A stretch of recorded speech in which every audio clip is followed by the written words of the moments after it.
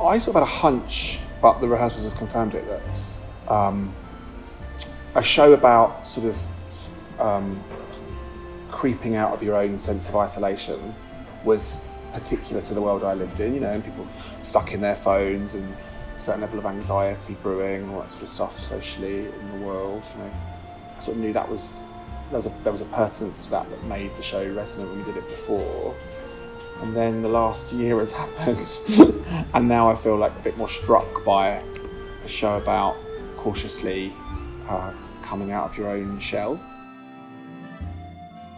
Everyone personally has experienced their own way of isolation, solitude, loneliness, and so suddenly it's superimposed. It's each of our own stories superimposed onto the characters in the show, and you know, noticing the differences and similarities. I for one, I mean, I could always connect a little bit with Amélie and her preference in hiding away from the world, and it's made even more aware now after, as you say, after this last year of realizing how comfortable one can become in our own little bubble.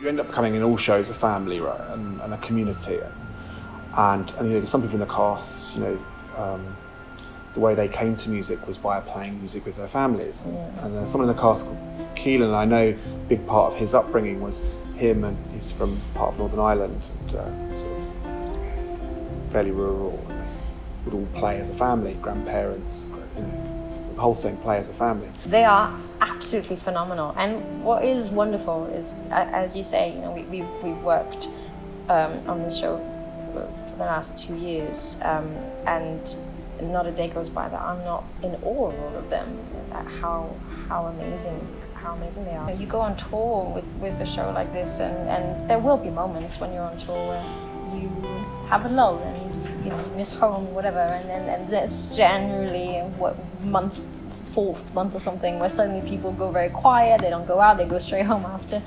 And you know, in this time I remember there'd be a moment where some people in the group would go, I think we're in need of a jam session, you know, so let's go to this Irish pub and everything, and then you'd have this moment of all of us, most of them, reconnecting with music, and then suddenly the life would seep back through teeth and expression. I've got a video on my phone of a Kaylee at about 4 in the morning in the watermill, and the whole company are really jamming in the most like dreamlike, beautiful, folksy way. I mean, it's like virtuosic, and they're all really in it, half drunk and just gorgeous. Like, remember before the pandemic, or these kind of moments. And me and Audrey are just trying to Irish dance. That's all we can contribute. Trying. That's all we can contribute. I was beautiful. That's all we contribute. But it's a really like sort of a treasured clip, really.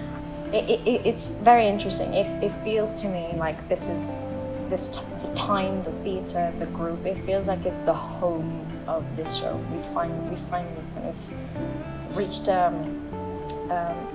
beautiful depth to it that we couldn't have done without the other levels, the other layers.